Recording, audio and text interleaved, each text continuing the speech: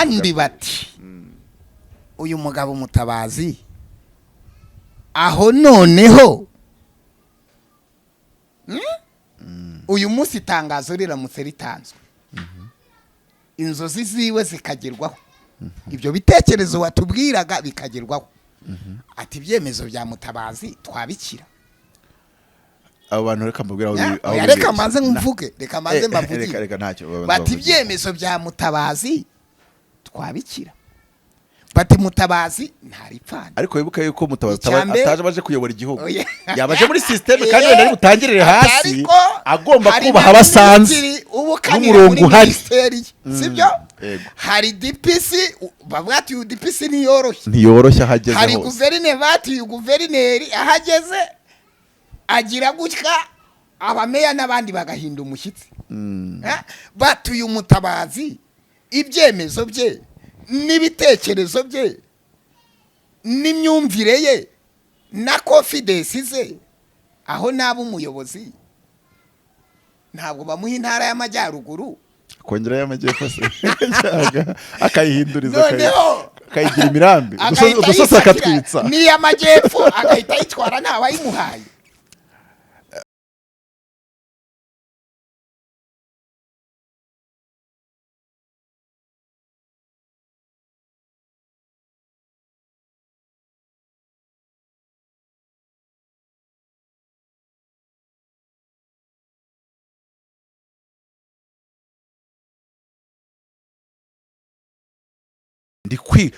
ndi kwiga byose kugira ngo n'igihe nzakorera muri izo nshingano abari kudukurikira batazi icyo Imana yabimbwiyeho yaba yarambwiye ibyanga yaba yarambwiye ibyemera buriya byazasohozwa n'iki nuko bibaye.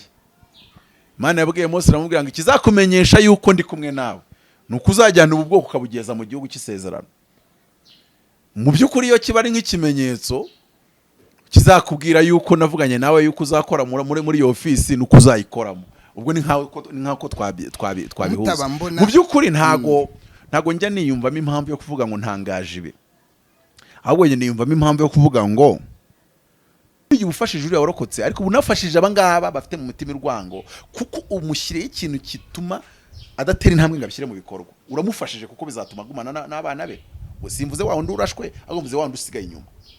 Biramufasha, niko gukirisha abantu ubwoba nk'ubahuje mu muriro Yuda yavuze. Noneho bavuga ngo iyo bagiye kukunyonga babanza bakaguha ibiryo ukunda, barakubwira turashaka iki, urashaka iki cyo kurya, niyo cyaba ari ikintu kitabo bajya kwishaka. Kabiri, urashaka umupfumu, urashaka umupasiteri, urashaka umupadiri, mu buryo bw'imyizerere na spirituality urashaka iki, uwo babwiye babazana uwo.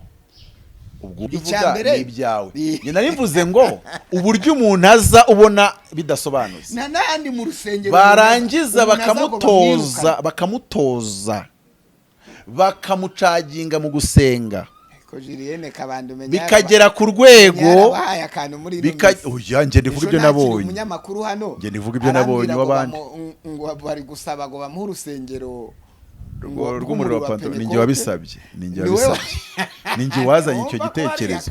Oya, njye ndikubwira ibyo nabonye. Nagiye muri parikingi. Kuki wumva ko ari we baharuye? Nagiye muri parikingi. Kuki wumva ko bataruha wowe cyangwa agiye ukumva ko nyine ndigusobanurira. Nagiye muri parikingi. Cyagiye bari hariya muri Bekare na iminsi ine. Ugasanga umuntu yambaye ijire nk'umuntu nyine wa protocol, ariko kubera ko abantu bamaze kwinjira yagiye apfukama ku kirabo kiraho, arimo yataka dayimoni nk'isaha yose apfukamye. Uyu muntu yatoje aba bantu kuzamuka mu kirere cyo gusabana n'Imana. Nahabwa umugisha mwiza. Wenda niyo kuri urwango narugumane nimba rukwinjiriza cyangwa rugira icyo rukugiza. Oya, nta rwango rwinjiza. Hari igenda kumukura mu rwango byo tutabishobora. Ariko banzu nabare ko nawe hari abantu bakwanga ko bo bataje gukwica. Umva icyo ndi kuvuga. Sinzi akanongeye vuga ntabwo uri kumva neza. Ndafashijwe. Weho wenda uramwanga, ariko se wabihagarikiyeho ntujye kumwica. Abanyanga ntibanye. None ko wowe hari abakwanga batakwishe, uriya wanga we kuki wumva wanatera intambwe ijya kumwica? Gasubiremo Mutabazi. Wowe uvuga ngo wakica umuntu kuko umwanga. Wenda tuvuge ko umwanga.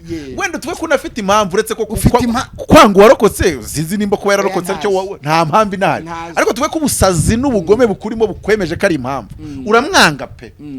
Watunze urwo rwango mu nzu yawe ukajya urya kawunga ukagereka wenda n'ikigage nimba ukinywa cyangwa ukagerekaho n'akaji ariko bikarangiriraho kuko nawe hari abakwanga kuko nujya mu buyobozi nujya mu bazi ni wawe undi tubona muri bya bitekerezo kuko hari ibyo ujya ukora ukabona ibyo ukoze rwose uri fiyeri y'ibyo wavuze uri fiyeri y'ibyo kuri ka kanyogosho nako nagomba kugakomozaho buriya nabonye ntagombye kugakora iyo nze gutekereza uko abanyarwanda batekereza cyangwa se nkamenya uko ibi bibari mu mutwe ko njye buriya ntago nabikoze nk'umunyapolitiki cyangwa se uteganya kuzayijyamo cyangwa se wumva ko ayo mahirwe aje ntayapfusha ubusa ntayatera inyoni sinabikoze nk'umukozi w'Imana gusa nabikoze na umwana w'Imana mu yandi magambo nabikoze nk'umwanditsi ubwo none umwartiste umuhanzi kuko umwanditsi ni umuhanzi niye niyandikiye igitabo cyitwa Inkota.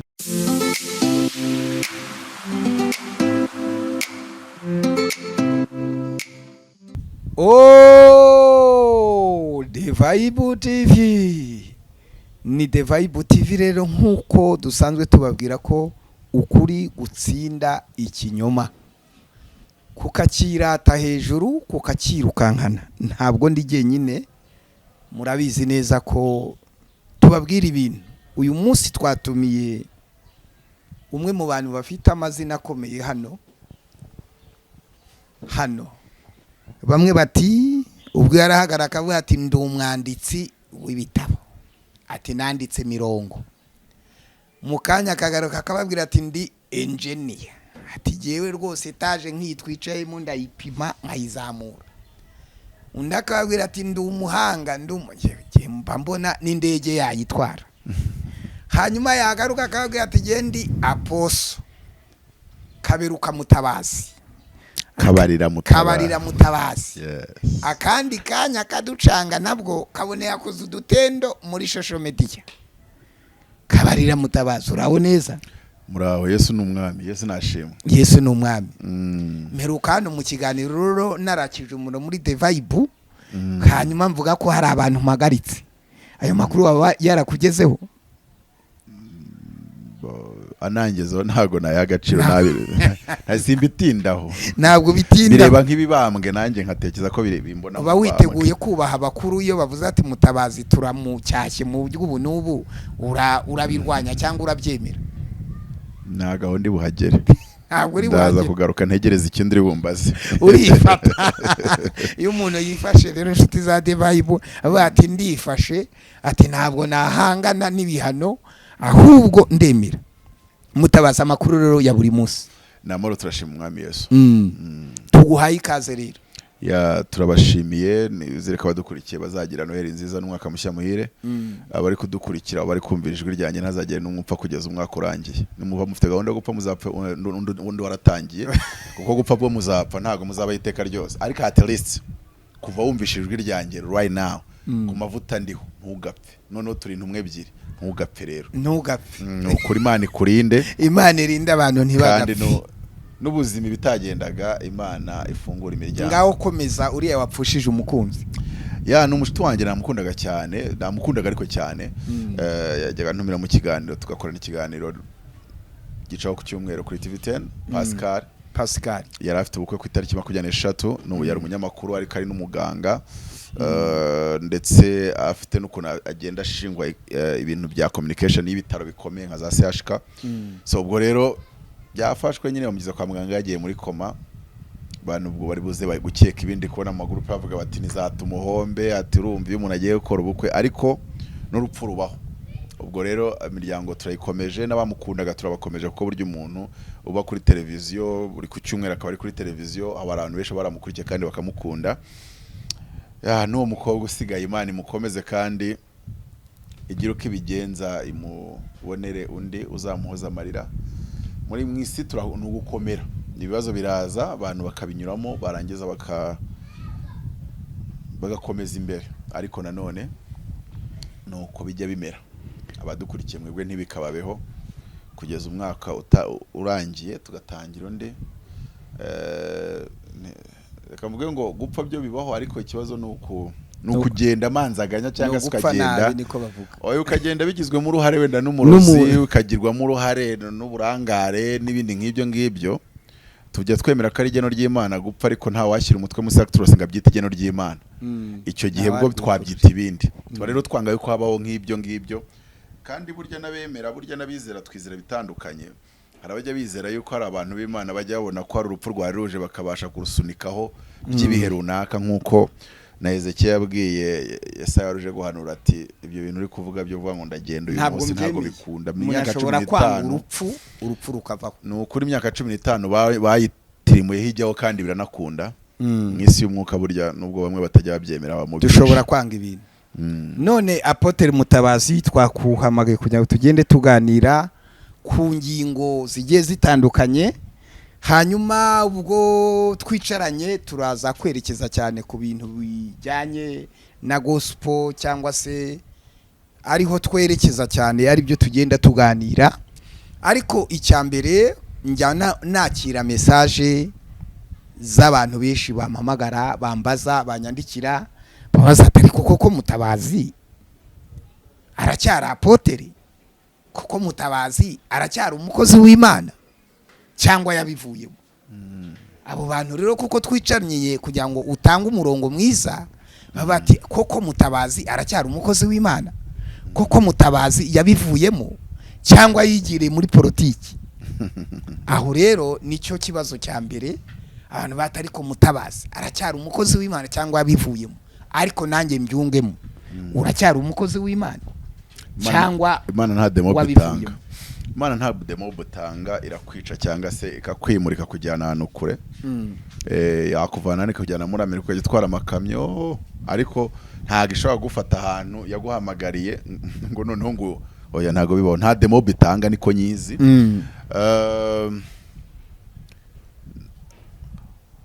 Iyo umuntu yambajije ikibazo arambaza ngo ari iyobokamana politiki ukunda iki, ndamubwira nti iyobokamana n'iby'ubumana n'ibyo ndibyo, ariko politike nibyo nshobora gukora ndibyo ndibyo. Nuvuga ngo nshobora kuba umukozi w'Imana muri njyewe n'amahame y'ubumana n'amahame y'ubwami bw'Imana n'indangagaciro z'ubumana, ariko najya gukora nkakora ibyo abantu bita politike. Icyo ugiyemo cyose n'uwo bashyira kuri paper bamugenga agiye kuyobora rege cyangwa wasake, bahita bakubwira ati ubwo yagiye nyine, cyane cyane ko burya ntuburi kure yabyo. Nubwo nabonye n'abakozi b'Imana na zarike zose byanga bikunda, ari ukuntu iyo hari urwego uyoboye, iyo hari icyo uyoboye cyari cyose, reka turavuge gutyo, hari ukuntu burya uba uri close cyangwa se uri hafi y'ibya politike. Nta muntu uba kure ya politike, nta muntu, byose biba birimo politike, ariko hari n'abayirimo bayikora umunsi ku wundi. Rero abantu bibaza ibyo bibazo bishingira ku buryo bigishijwe, bishingira ku buryo bazi ibintu, bishingira ku bintu bamaze gushyira muri bo, kandi sinjye babashyizemo. Nta nubwo bindeba cyane kubera ko simbashumbye, kandi nta nushumba abantu bose. Aho ngoro nkavuga ngo ndi umukozi w'Imana, ndacyakunda Imana, ndacyavugana n'Imana, ndacyakoreshwa n'Imana, ariko mu gihe gikwiye Imana kuko hari umugambi ifite, nshobora kujya mu nshingano noneho zikorera Imana binyuze mu nzego za leta, binyuze muri politiki. Kandi mu Rwanda ntago bajya bemera yuko ushobora gukorera leta ngo unakomeze. Noneho mu minsi yashize bwo barabikomeje, ubundi byari bisanzwe bihari, ariko mu gihe cyashize bwo yabigarutse aravuga ati niba uri mu bintu by'Imana genda mu by'Imana, niba uri mu bya politiki genda mu bya politiki. None wowe Mutabazi uratubwira uti jewe ndacyabirimo iby'Imana, ndi no mu bya politiki. Ntumva ko n'umukuru w'igihugu avuga ati uri kumvangira ibintu ngiye ngaho twumve. Hacemo imyaka igera muri 4-5 umuntu w'umuyobozi muri bano babasha kugera kuri paper yarambwiye atari ko waje tukaganira, ndagiye kumureba, twadusanzwe twiganirira kuri chat bisanzwe. Arambwira ati wakubaza wansubiza, wambaza rwose, ati se wareka kuba pasitoro bibaye ngombwa yuko ugira aho utanga umusanzu. Ntiwatinze mbwira mu gitondo, ariko sindaba ndetse kuba we mu mutima, ariko mu bigaragara ku mpapuro byo ndakurikiza icyo igihugu kigisaba. Kabiri ndakurikiza icyo navuganye n'Imana kuko cyo kirahari. Techniquement ndaba kuko ntabwo wafata mikoro ngenzi umushuti wanjye pe niba nabitaye demob yakuwe mu gisirikare kubera ko yari amaze kugira akamajoro byakunze n'amashuri rwose amaze kubona ko yagira ko yari akiri muto ariko yari umuvuga butumwa noneho ntiyaza kumenya ko ibintu byahinduye umurongo mu tundi tubazo yari afite akora ikosa afata mikoro mufata aka video ari kubwiriza umuyobozi wabo yaramubwiye ati nakabaye ngira icyo nkugeragereza ariko kuva iyi video iri hanze umuyobozi ibi bintu yabihaye umurongo bidakuka aravuga ati hari inama yabaye nizere ko ntawe uri bundakare ko namenye ko yabaye wenda tuvuge ko hari amakuru n'abasanganya abamotari ngo barababwira ngo nimba hari abantu muri mwe bafite ibintu by'ibyumbi wanyu kandi byo hari uwo narinze umwe gutya ntago ari wari ugifite ariko umudamu we yari afite ukuntu nyine bajya bigenza bakihengeka yahise ahamagara ataranagera mu rugo aravuga ati musenye iyo nzu muhashyire jaride ku buryo n'uwaza yavuga ati ahantu rwose hamya ari cyumba cy'amasengesho mu by'ukuri ni umurongo uba watanzwe kandi tuba tugomba kuwubahiriza uwabazaga rero ngo ni umukozi w'Imana ese ndi umunyapolitiki navuga ngo tuba abakozi b'Imana ko twahamagawe yampamagaye rero hari amabwiriza yampaye ndamutse ngiriwe ubwo ntunzwe iyo nkoni yo kugira ngo ngire ibyo nshingwa kandi rwose pe simvuga n'ibintu byinshi nibishaka biba hariya ku mu kagari ntabwo ari ibintu bya byinshi kuko njye nizera ko Yosefu yasobanuraga inzozi igihe kikagera ukamubwira ati uraza ushingwe ibigega byose byo mu gihugu nta muntu uzasohoka mu gihugu utabivuze ubwo na immigration ikabibaye abatasi niwe ugomba kumenya abatata igihugu n'abashaka kukigirira nabi mu yandi magambo nta hantu tuye tubona Yosefu avuga ati sinzabikora nje ndi karosi ibintu byanye no kurotora inzozi hari umuntu utabishyikira wakumva ko ngo waba usohotse ngo mu muhamagaro ariko ngewe yampamagariye ibyo kurenza ko nasenga indwara zigakira hari zo nasenze zigakira sinzi wenda namaze kugira izo nshingano umuntu wenda nsanze iwanjye mu nzu turi babiri hakagira ukuntu nakira ibintu wenda nagira uko mugira ariko mu buryo buri public mu buryo buri official icyo gihe byaba hari uko Imana ishimye ko bigenda none abandi bakavuga bati Imana bwayo nta kibazo yabifiteho mu gihe hari cyo nabivuganyeho nayo ariko abantu wenda guhita bica bavuga ngo warabihagaritse ku ruhande rumwe Imana iduha ubwenge ishobora kuguha kuyobora ibintu bijyanye n'ikiri kuvugana nawe kuko nimba tuzi ko nyine ibyo bintu bitajyanirana Serwada mu Uganda ajya ku gatuta ajya ahuha abantu bakagwa kubita ikota abantu bakagwa kandi n'umudepite Dr Serwada rwose n'umudepite ho biremewe rwose n'ibitangaza na za profesi na bya bindi byituro byose kuko buri agahugu umuca kandi wako ariko hano ikimana ivuganye nawe gishobora kugena ko hari ibintu bimwe na bimwe ugabanya cyangwa ukabitwara ukundi kuntu gutandukanye nuko wenda abantu bari babikuze mu myaka 10 cyangwa 7 ishize ariko ndacyari umwana w'Imana reka tuvuge iryo jambo rivuga ngo ndacyari umwana w'Imana kandi kuba umukozi w'Imana kuri njyewe n'abari muri shike na mike buriye bitewe n'umutima ubikoranye n'umukubikoreyemo wakorera Imana muri uwo murongo kandi Imana igabwe icyubahiro. None se mutaba niba ari uko bimeze urumva niba Imana iguhamagarira ibintu bibiri umuhamagaro wa mbere wahamagaye nk'intumwa inshingano z'intumwa urazizi sibyo none kugeza kuri inshingano z'intumwa inshingano z'intumwa sinzi isubira zizi bakeya muri Kigali wowe urazizi banshatse nabafasha kuzimenya ariko nanone imyizerere hari amakosa abantu bakora imyizerere y'abantu batandukanye bose bemerera muri Kristo ishobora kuba donc guhishurirwa bafite gutandukanye noneho iyo guhishurirwa ufite cyangwa umwe afite kugiye kugenga ukundi bitangira kubyara byaba abandi bagiye bagakora inama ari abadokiteri ngo abantu bari gutangira amadini ngo bagafata ngo tayito ngo ugasanga ngo birasuzuguza iyobokamana kubera iki imyizerere yabo hari uko ibibemeza bakabona bano bari gutangira cyangwa se bahawe umuhamagaro ugasanga bitangiye kugongana ngiye ikintu njya nemera mu myizerere nuko ntivanga mu yundi ahubwo nshobora kugaragaza iyanjye, hagira umuntu ushaka kuva muri ya yindi y'undi yamushyizemo akaza mu yanjye kuko ariyo ashimye cyangwa se imukora cyangwa imuhesheje umugisha cyangwa se irushaho gutuma agira ubusabane n'Imana akabyinjiramo. Aho uvuga ngo inshingano z'intumwa cyangwa se umuhamagaro wanjye, njye nemera ko umuntu aba intumwa yavuganye n'Imana, ubwo ubaye intumwa utavuganye nayo kubera ko ngo bagwaye ngo grade, ngo wavuye kuri grade ya mbere ujya ku ya kabiri, bimeze nk'ari kuzamuka esikariye.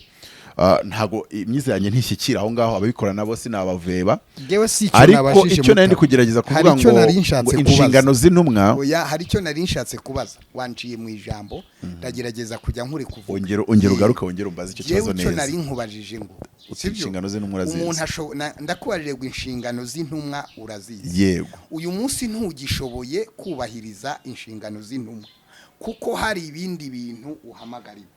Tubisanishe nk'uko umuntu ashobora kuba ari umushumba, ejo itorero rikavaho, ubushumba bukamunanira, agashinga bizinesi akaba umucuruzi, sibyo? Ibyo bintu atabikora, ni nacyo duhuza n'icyo perezida yavuze, ati niba ushaka kuba mu bintu by'Imana, nibyo ugomba kubamo, umurongo n'uwo ugomba guhitamo.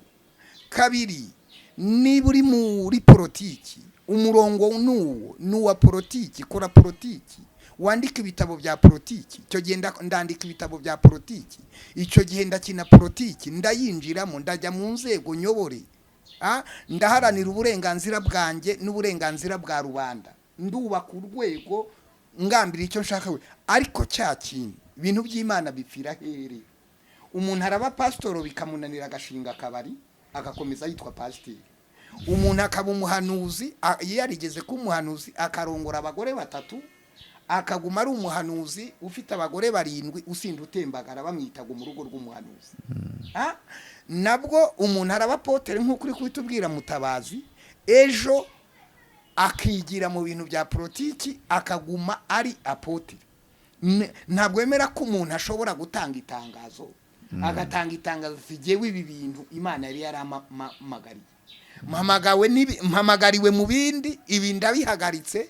Je nikumva numva apotere igewe yo, ndamutse biye ngombwa ko ngira ibindi bintu kuvuga ijambo ryiza uvuze ngo niko mbyumva.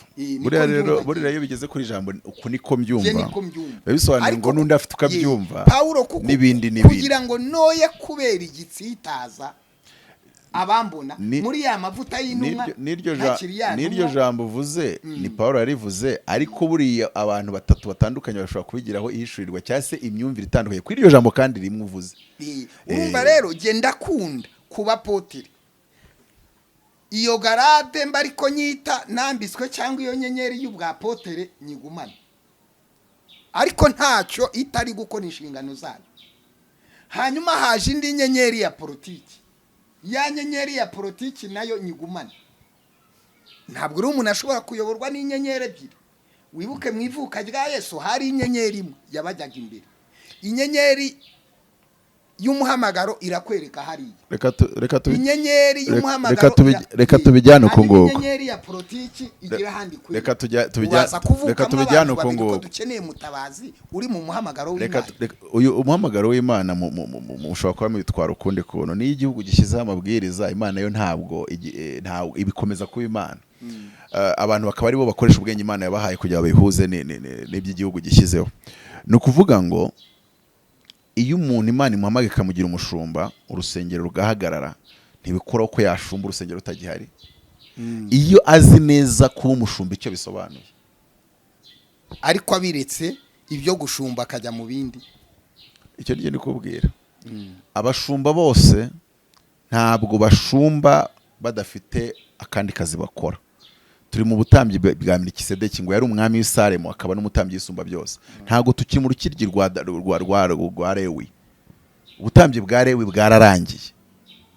Uyu munsi ni ubwa Melikisedeki cyangwa se nubwo kwa Yuda wahawe inkoni y'ubwami. Ushobora kugira inganda 5 uri n'umupasitoro bigakunda. Iyi guhamagara muba mubyemeranyaho birakunda. Noneho nkagaruka nkavuga ngo Imana impamagara ijya kungira intumwa, yarambwiye ngo Maurice umuhamagaro cyangwa se abakozi Imana bamo dimension enye, imbwira gukora muri dimension ya 4. Dimension ya 4 ntabwo ushobora kuvuga ko uyikora mu isi ya politike n'ubukungu bw'igihugu ntacyo bakuziho, n'ijwi ryawe batarizi n'ibitezo byawe batabiha agaciro. Bivuze ngo impaye kuba intumwa niyahaye undi kuba intumwa wenda agomba kugenda akavana abantu ngo mu byaha, yadutumye ibitandukanye. Yadutumye ibitandukanye.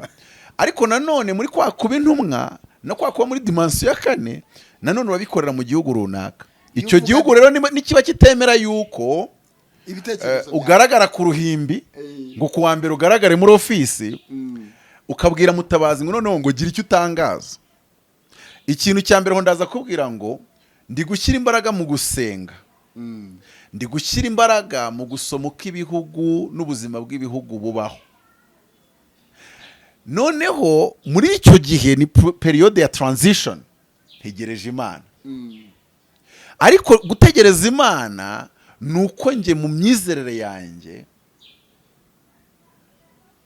Gitwaza ni umukozi w'Imana, nyakubahwa Paul Kagame ni umukozi w'Imana. Nk'uko Paul yavuze ngo umutware ntatwarira inkota ubusa, ngo yashyiriweho kugira ngo ahane ibigande, ngo nuko rero ngo ni umukozi w'Imana washyiriweho kugwesha ibyiza. Aho Paul ngo nuko rero ngo uhinisha mu muhinire, usoresha mu musorere. Abatazi guhinisha icyo bisobanura, hari n'abantu abo numvisha bisobanura ukundi, ariko ubundi mu Gifaransa baravuga ngo taxe et impôt. Nuvuga ngo guhinana ni muri majerwa. Guhujya n'ugusora byo ni kuri harya ni kabindi ni ka Kirusi hariya no reveni hariya Kimihurura. Nuvuga ngo waka amahoro muyamuhe, ubwo niko guhinisha. Waka imisoro muyimuhe. Nta misoro nta mahoro, ko imisoro n'amahoro biratandukanye, ni taxe et impôt. Donc birabyo muri douane nibyo guhinisha, nibyo mahoro. Nuko kubwanjye rero muri iyo myizerere mfite, ndi gusenga, ndi gusoma, ndi kwiga byose kugira ngo n'igihe nzakorera muri izo nshingano abari kudukurikira batazi icyo Imana yabimbwiyeho, yaba yarambwiye ibyanga, yaba yarambwiye ibyemera, buriya byazasohozwa n'iki nuko bibaye. Imana yabwiye Mose aramubwira ngo ikizakumenyesha yuko ndi kumwe nawe nuko uzajyana ubu bwoko ukabugeza mu gihugu cy'isezerano. Mu by'ukuri iyo kiba ari nk'ikimenyetso kizakubwira yuko navuganye nawe yuko uzakora muri iyo ofisi nuko uzayikoramo. Ubwo ni nk'ako twabihuza. Mu by'ukuri ntago njya niyumvamo impamvu yo kuvuga ngo ntangaje ibi, ahubwo njye niyumvamo impamvu yo kuvuga ngo ngiye no gukorera igihugu nzagikorera mfite indangagaciro z'ubumana. Niho nakubwiye ngo iby'Imana n'ubumana n'umuhamagaro w'Imana n'ubukozi bw'Imana nibyo ndibyo. It's what I am. Nibyo ndibyo mu myitwarire yanjye, nibyo ndibyo mu mivugire yanjye. Noneho gukorera igihugu nuko nzi neza yuko igihugu cyo kirimo abantu b'Imana baremwe n'Imana, ndetse iyo uri ubakoreye neza nabwo uri gukorera Imana, ariko mu bundi buryo bidashobora kugibwamo n'umuntu ubyitumiyemo giturumbuka. Ariko nanone muri uru Rwanda turabizi ko ntawe ujyamo yisesetse, yibyize, yihatirije, ahangana, ariko bakurembuje. Ni uguhita wuzura umwuka wera ukavuga uti Mana usoje icyo wavuganye nanjye, reka nje mu kazi, sinzagusuzuguze. Nimba abandi babyangizanye nzabikore neza, nimba abandi biba sinzibe, nimba abandi barya ibitabagenewe sinzabigire, nimba abandi bica akazi sinzabigire, nimba abandi bagambanirana njye sinzabikore. Bazajye bambonamo imbuto nziza, bavuge bati nyamaze uyu muntu uri muri twebwe aratandukanye. Nkuko Yosefu waravuze ngo cyase na Daniel bamwe ngo twakuraho undi muntu urimo umwuka w'Imana zera. Nanjye nifuza ko aho hantu mpageze, kandi nabyo nifuriza abandi badukurikira. Mose baramubwiye ngo abantu barambitse biganza ngo bari guhanura mu nganda, avuga ati uretse nabo nakifurije Abisirayeli bose yuko baba bahanuzi. Nje kubwanjye ubu bibaye nk'ibishobotse aba bantu mu nshingano bose, abagenerali, abaminister bose, okay, ntibabe ari abahanuzi nk'abahagarara bakavuga mu ndimi, ariko uwo mwuka ubarimo, iyo ndangagaciro ibarimo, ibyo byanditswe bibarimo, noneho bikajya bigaragarira mu myitwarire mu bikorwa. Ndabyibuka nigeze kujya muri kwasiteri tugenda nk'isaha yose ndi kugenda mbwira abantu tuvuga ku bintu by'ingo abagabo n'abagore, noneho umuntu umwe aza kumbaza ariko ngura umukozi w'Imana nese ko nta Yesu navuze ko nta murongo wa Bibiliya navuze, atoya ati uburyo uri kubivuga ati ndi kumva birimo ikintu tushe tase touch y'ubumana kurenza uko nubwo utigeze gukoresha ijambo Imana, ariko ibyo wavuze birumvikana ko utabivuga utari umuntu w'Imana. Birumvikana. Hanyuma abandi bakavuga bati koko Mutabazi amaze igihe kinini ashaka umwanya mu buyobozi, aho bigeze bakwiriye kuwumuha cyangwa akagarukira aho ngaho akisubirira ku bwa Apotre nk'umushumba. Bakagira bati icya mbere Mutabazi yigeze gukora agatendo. Uribuka igihe wandika mu mutwe wawe igihugu cyose kirasakuza ku isi ngo pike, hariya rwose nk'umwapotere yakoze agatendo. Reka ndebe no ku musatsi ko inyuguti zaba zaravuyemo, ntabwo zavuyemo ziri ku mutima, buriya no mu musatsi ziracyahari. Ati hariya rwose yagaragaje ko akunda igihugu rwose, uriya mwanya yarawukoreye. Icya kabiri kiti Mutabazi yagiye atanga ibitekerezo bikomeye cyane ndetse no guhangana n'abarwanya igihugu, agaragaza ko ari umuntu ukunda igihugu n'ubumwe bw'Abanyarwanda. Icyo kikaba icya kabiri bavuga bati rwose Mutabazi yari akwiriye ahantu yicara nawe akajya ku mafaranga agahembwa agafungura konte agahabwa akamodoka ibintu bikagenda neza. Abandi bati Mutabazi yandikiye mu nteko nshinga amategeko agaragaza ibintu bitandukanye, turaza kugaruka no kwibaruwa wanditse muri ino minsi sindayigeraho.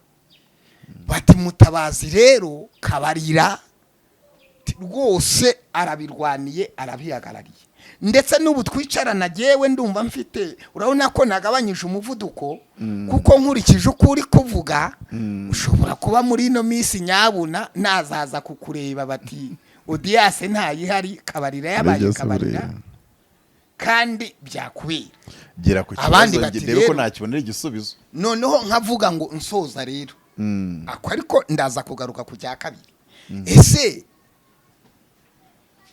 ibiganiro ukora n'inama utanga na intervention zawe n'udutendo ukora kwaba ari nka kumwe intore ziyerekana imbere y'umwami cyangwa mu kibuga kugira ngo barebe yuko izi guhamiriza nibarangiza bayihamagare? Waba wumva ko bizaca muri iyo nzira cyangwa bizaca mu nzira yo gusenga no kugenda gakeya nk'uko abandi baturage bahamagarwa batasha kuje cyane? Ubajije ibintu byinshi ariko ni nka bijya gusa. Icya mbere ibyo ubajije mu rurimi rw'igifaransa bavuga ngo supporte malheur, tubise nko mu Kinyarwanda nabita kukasira cyangwa se byakwambura umugisha.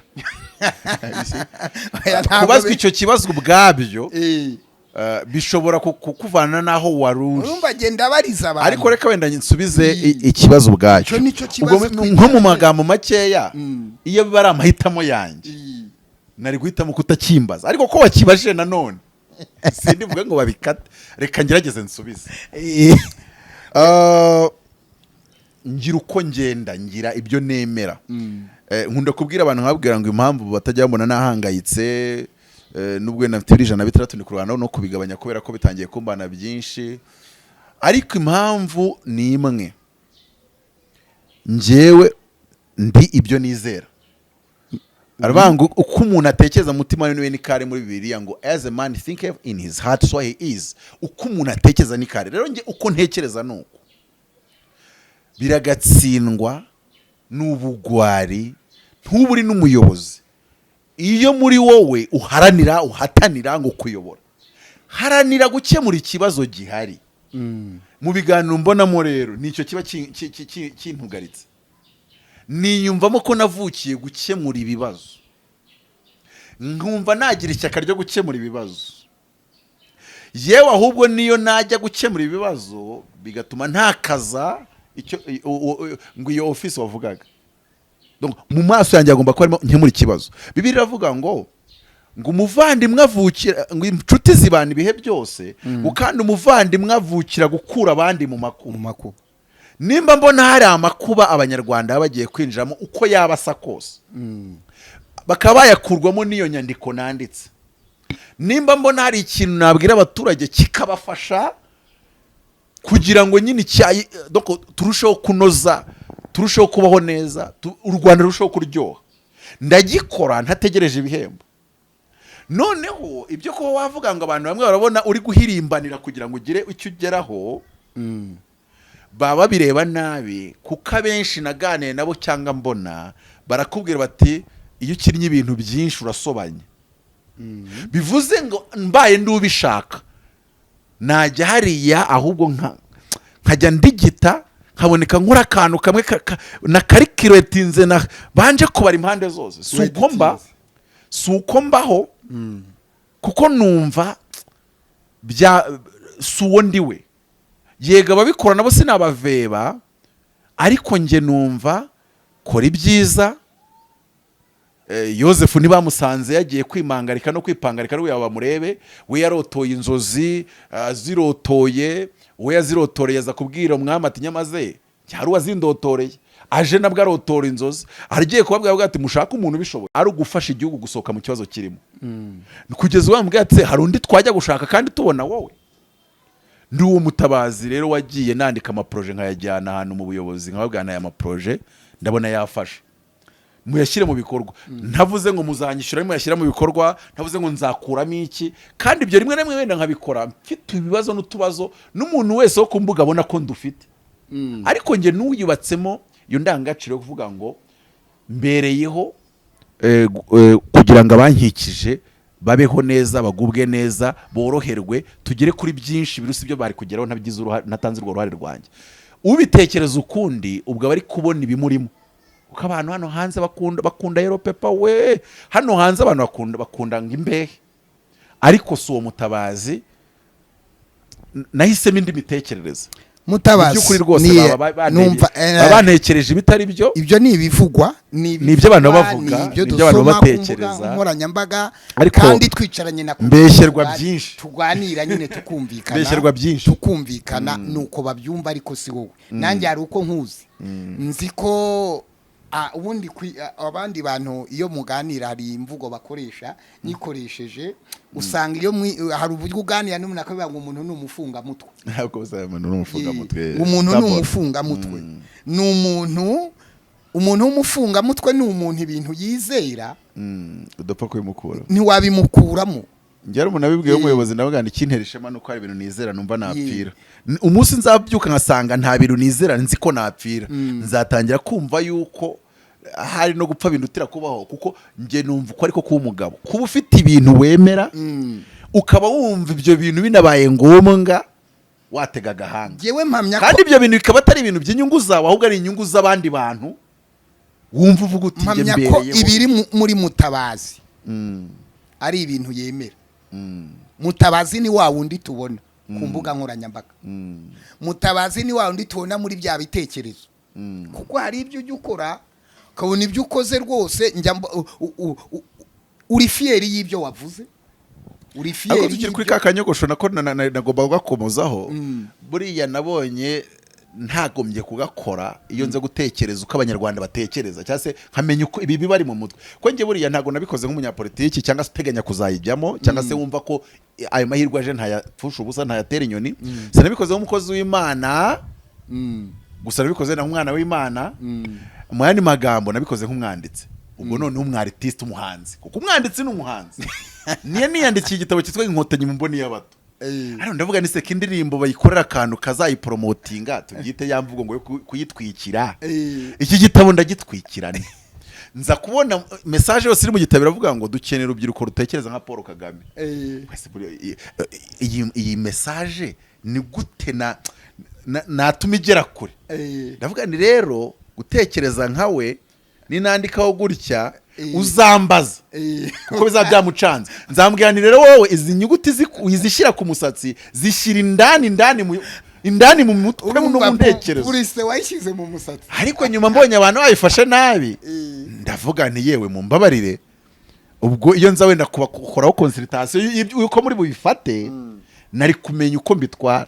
Ikindi gihe nivugira imvugo ariko mu mvugo nize habamo icyo twita sarcasme, ko wabwira umuntu mu mvugo icyo uvuze akumva ikindi gitandukanye n'icyo uvuze, kuko hari ukuntu kimubwiye ariko imvugo wagikozemo bituma yumva ko hari ikintu ushaka kumubwira. Nikorera imvugo ariko se nk'umuntu yaje akavuga ngo gutya na gutya ngo ndi umuhanga ngo reka mpa amafaranga ngambane igihugu, nimba ndi umuhanga k'igihugu gikunda abahanga ahubwo si sanga nuko tibana fasha kwishyura ariko ubwo buhanga bugakorera igihugu. Sinza babifashe barabigobyora ngo nasabye perezida amafaranga, ndavuga koko uru Rwanda ariko wasabye perezida umuntu wagiye mu ishuri nanjye duhuye namusaba je numva nanjye icyo ndi kugerageza kwereka umuntu wese yamusaba tubwizanye ukuri wagira uko usaba, ariko ntago wafite deni. Mu Rwanda afite amadeni ya miliyari babaho ngo wihandagaze ujyare ubwire ngo perezida unanyishyurire, uretse ko abantu baragoretse imvugo zanjye yewe nkabura nkabaze nzajya kuri RBA kuri TV1 TVT nzajya hehe nzabikorane ko yari nka press conference y'abanyamakuru nka 30 nabwiye nka babiri bakagenda babwira abandi bose baza, nzasabira hehe imbabazi perezida kuko nubwo atari byo navuze abaturage nibyo bashatse kwemeza ko ari byo navuze. Hano wenda perezida nimugeraho ashobora utazumva ibyo navuze ngo abiyungururaganisha ku byo navugaga, ashobora kumva abantu bose babifashe gutyo bati wasanga uyu muntu koko yansabye. Yewe mwuka byaranwa bategeye ko nayamusabye narabeshyewe pe, mu bantu barenganyijwe n'abaturage nanjye rwose pe.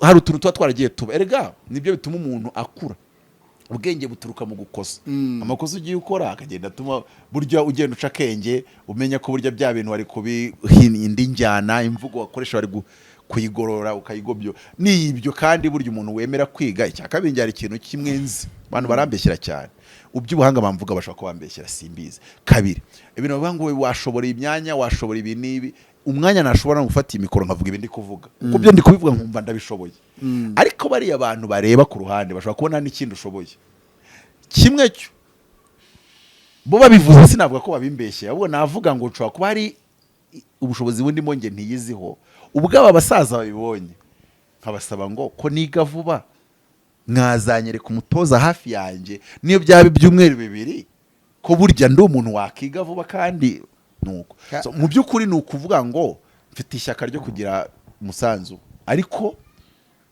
mfite wenda n'impano icyo bita potential, ariko bikeneye yuko cya kintu gihuzwa n'inararibonye ry'ababibayemo n'abasaza babibayemo, waba uri mu kazi byinshi ukagenda ubaza.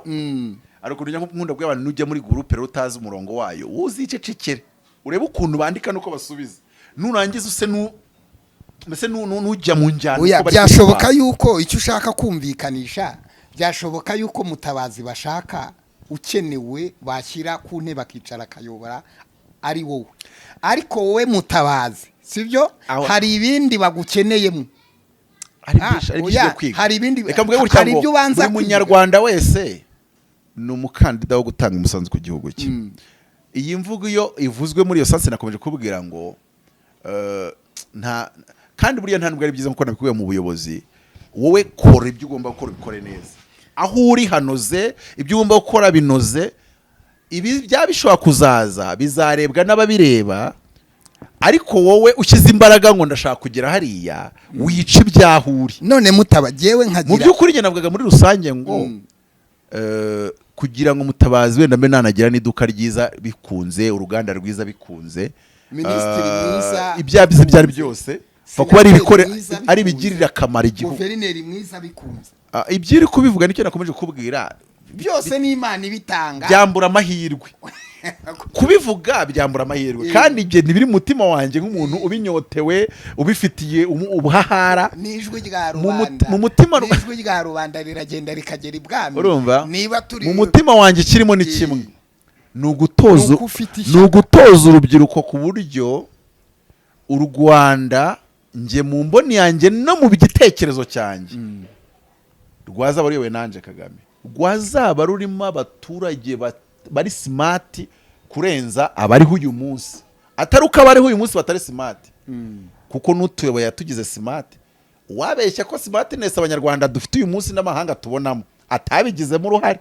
Ubwo mbwira smartness yari hari wenda 9-7 muri 2002 yayinyereka nge mvuga ibihari n'ibyo none Mutabazi mu by'ukuri nge mfite ishyaka ryo guhugura cano yanjye yitwa Rubanda Rw'Ejo. Nkavuga ngo ndi predicateur du peuple, I preach the people, mbwiriza rubanda. Nshaka kugira ngo nimba hari ubugoryi, ubuswa, ubujiji buri mu baturage bubavemo, cyane cyane abakiri bato, ngira uruhare rwaba ruto rwaba runini bubavemo, kuko burya ni ubutegetsi bw'abaturage bukorera abaturage, for the people, by the people, for the people. Bivuze ngo muri demokarasi y'umuturage abaye smart, akaba umuhanga, akaba umunyabwenge, umuturage akagira wa mutima nakubwiye mfite, kuko nimba ari ikintu cyo niyiziho, magabo u Rwanda rutunze ndi umugabo, niyo naba nta n'ijana mfite, niyo naba nta kwishyura amafaranga yawe, si ubugegera mba nzayashaka, yewe nanayaha n'umwana wawe, nta nyandiko ihari, ntayo yasigaranye. Kuki mvuga ngo ndi umugabo? Mba numva ubwo bugabo mfite, ubwo butwari mfite nabushyira mu rubyiruko, n'iyo myanya yarorera nkacyura icyo nge nkajya ndeba bavuga uru rubyiruko impamvu rusobanutse nuko naruganirije, nicyo Mutabazi. Reka nkubwire igihembo cyanjye nicyo, inyungu yanjye niyo, ibindi ni inyongera. Reka nkubwire ibyo abandi bavuga rero.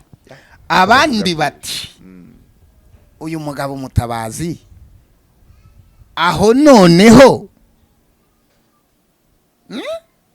uyu munsi itangazo riramutse ritanzwe, inzozi ziwe zikagerwaho, ibyo bitekerezo watubwiraga bikagerwaho, ati ibyemezo bya Mutabazi twabikira.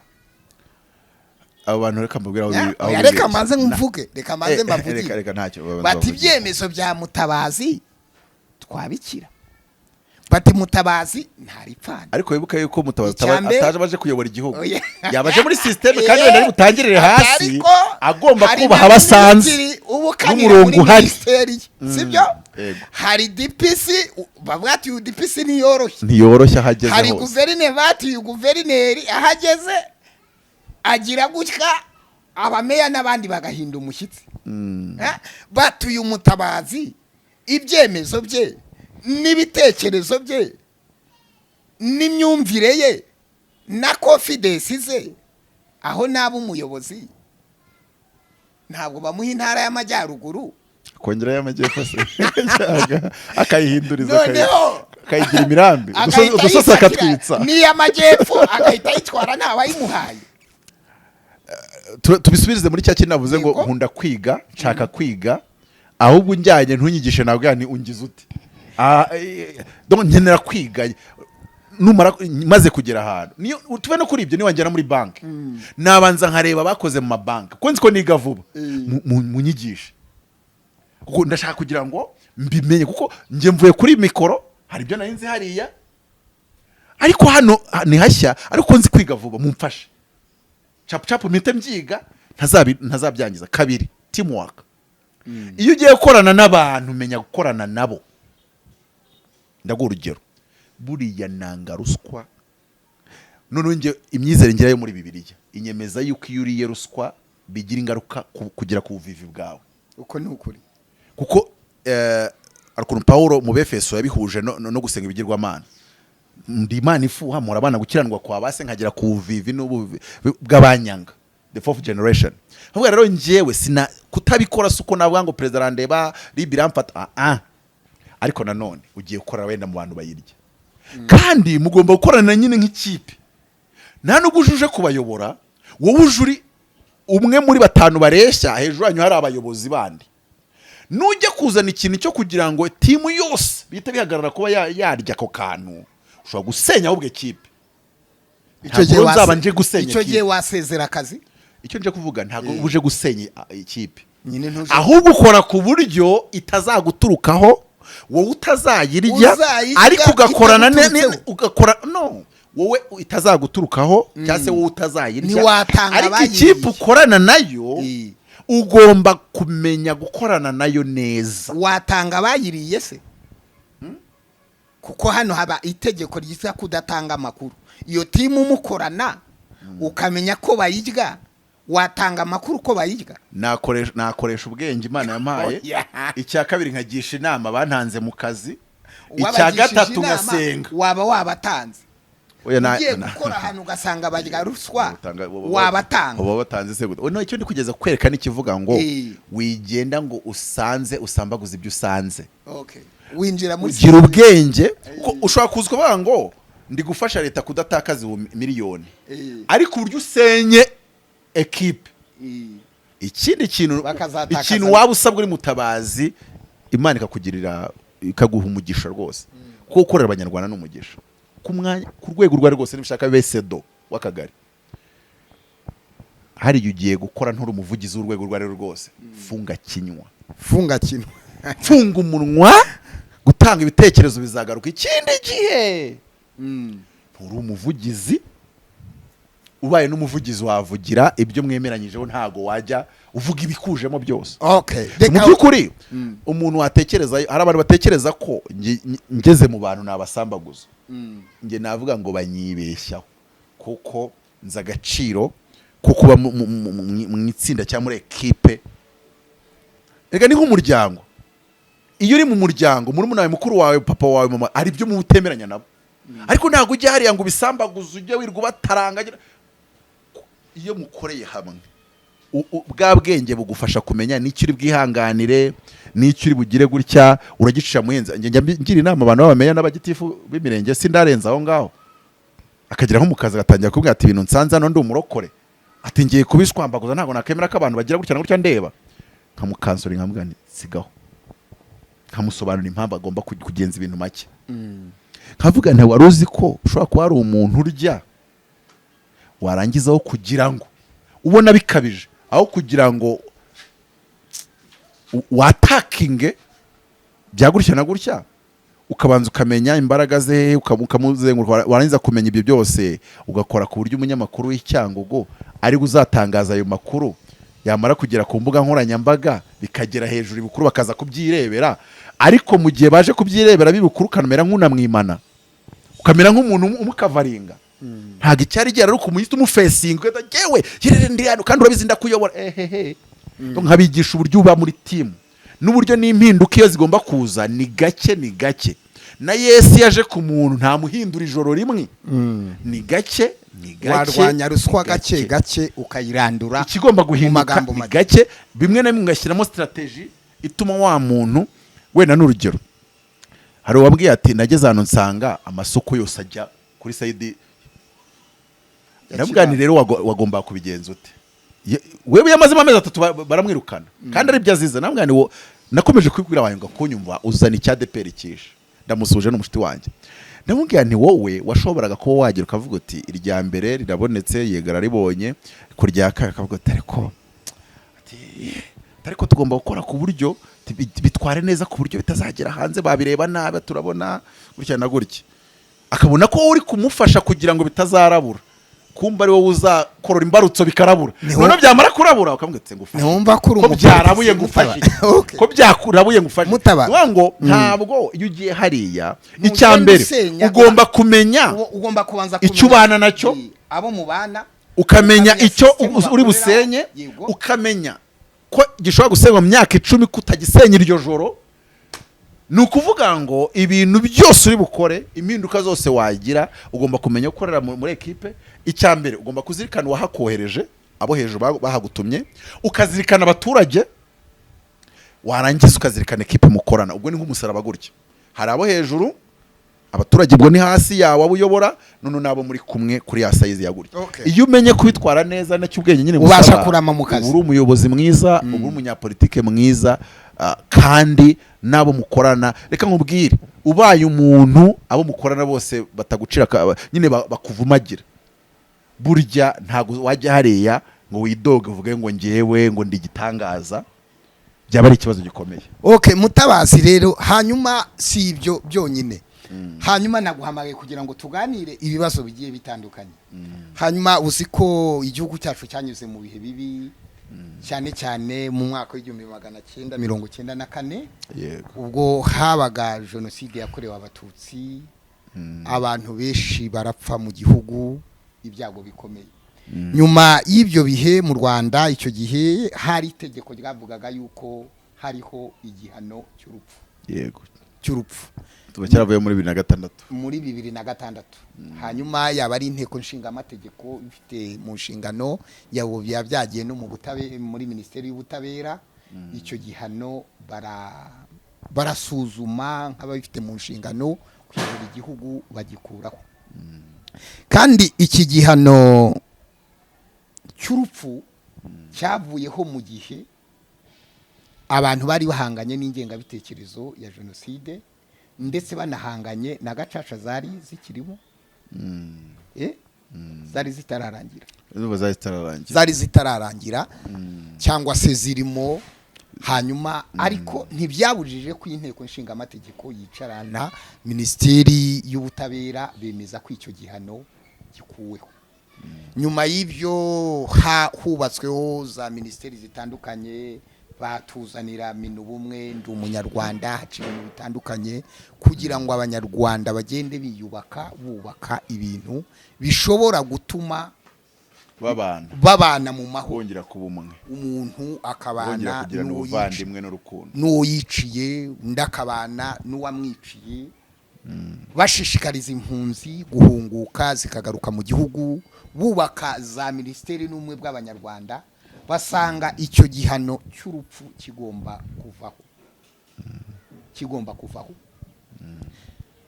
Hanyuma nyuma yo gukuraho icyo gihano cy'urupfu, ntabwo ingengabitekerezo yari irandutse mu bantu.